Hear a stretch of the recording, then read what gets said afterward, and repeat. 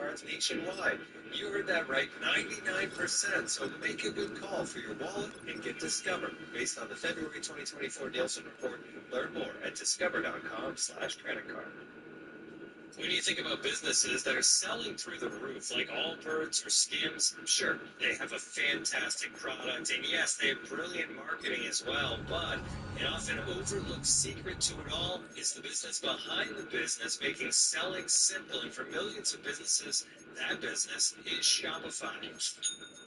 Nobody does selling better than Shopify, home of the #1 checkout on the planet, and the not-so-secret secret with ShopPay that boosts conversions up to 50%, meaning way less carts going abandoned and way more sales going.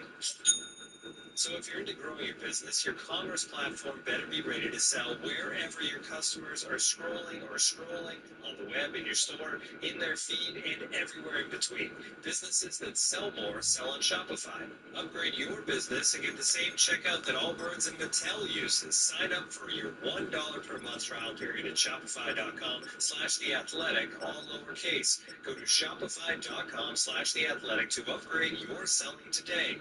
Shopify.com/theathletic. Is that the serene sound of the sea washing up onto shore? Or the sound of Hilton bringing you new ways to stay? Or both? And there's more where that came from. With over 400 small luxury hotels in the world, no two stays are the same. Expect personal touches, intimate spaces, and unusual places at small luxury hotels of the world. Now there are more ways to dream.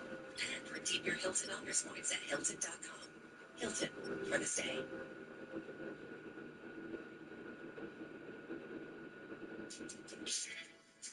We got mostly small signings here to keep hitting. Falcons brought back Mike Hughes on a $6 million a year deal, $9 million guaranteed. It's a depth cornerback move. The one I like, though, Kevontae Turpin, back with the Cowboys, 3 years, $18 million.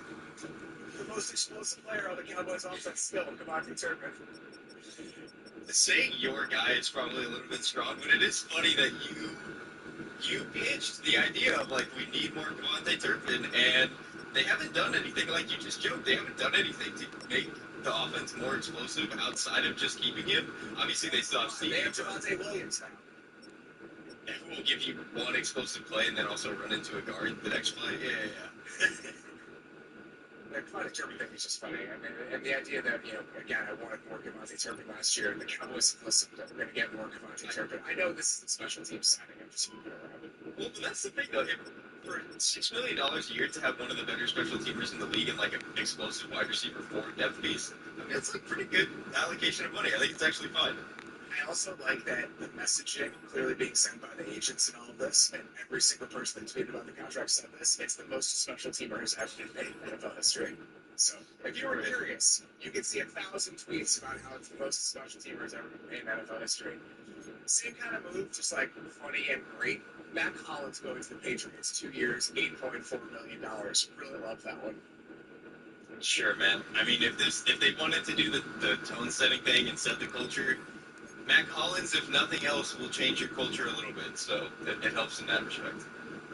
I want to talk very briefly about the guy who isn't really replacing Matt Collins, but this is the transition that I'm using.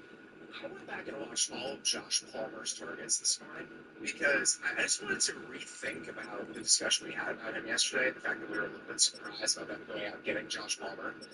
I actually do think it makes sense when you look at Josh Palmer's skill set compared to the players that were already on the Bills' offense, right? He's a very different sort of player than Keon Coleman, even if he's not a burner. He is a much better separator. If you watch him at the top of routes, it's actually really impressive. Like, he's a nuanced player in a way that Keon Coleman is not, and he's obviously a much bigger body and does have a little bit of vertical push and can play outside in a way that Inclusion can't. So I do think he fills a void within the offense, and I actually think in some ways he gives them what they wanted to get out of Amari Cooper when they traded for him last year.